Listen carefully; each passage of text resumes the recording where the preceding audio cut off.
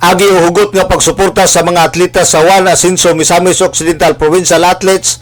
Ang mga opisyalis ning dakbayan sa Osamis mitambong sa opening sa Northern Mindanao Regional Athletic Association nga gipahigayon sa Camiguin Island.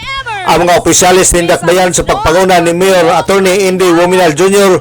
uban ni Vice Mayor Bibi Neri ug mga konsyalis ang mitambong sa opening program sa NMRA agi og suporta.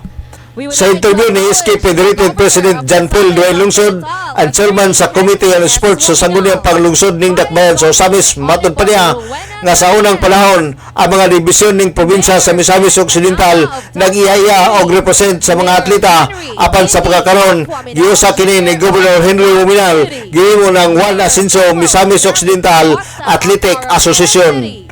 Alihan tipiko kabahin sa pamahayag ni SK Federated President John Paul Duane Lungsod. At dito atong May 12 man ta mi gikan ari sa Osamis kay May 13 ang opening sa NMRA sa Camiguin.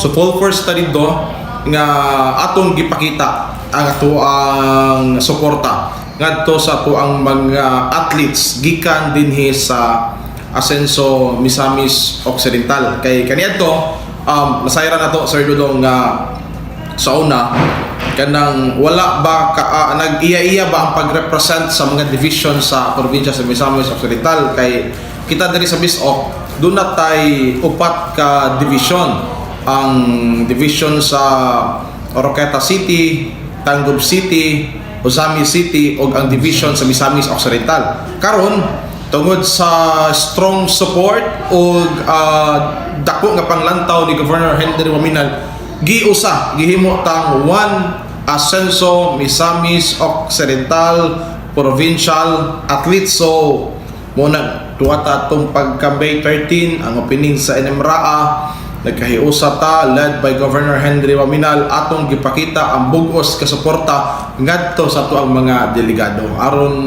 makita nila mabati nila ang suporta gid natong taga Misamis Occidental para sila handula sa tawag aning fight for NMRA. Si SK Federated President John Paul Duane Lungsod, dili lang ang mga city officials sa Osamis ang mitambong atol sa opening program, may suporta usab ang mga opisyalis sa siyudad sa Tangub, Oroqueta City, provincial official o mga department heads sa Kapitolyo. Sa pagkutlo ning taho ang Juan Asinso Misamis Occidental ana sa ikatulong nga pwesto as of May 17, 2024 base usab kini sa gipagawas nga talaan sa NMRA Records Committee pinaagi ni SK Federated President John Paul Duane Lungsod. Ang Juan Asinso Misamis Occidental ang nakakuha og 52 ka gold medal samtang 56 ka silver medal og 77 ka bronze nga medalya nga mitotal kini og 185 ka medalya as of May 17, 2024. Gidugang ni Duane Lungsod nga mas nadasig pa ang mga atleta sa Juan Asinso Misamis Occidental sa katarungan nga ang mga atleta nga makakuha og gold medal aduna kini makuha nga incentives gikan ni Governor Henry Wominal nga 50,000 pesos.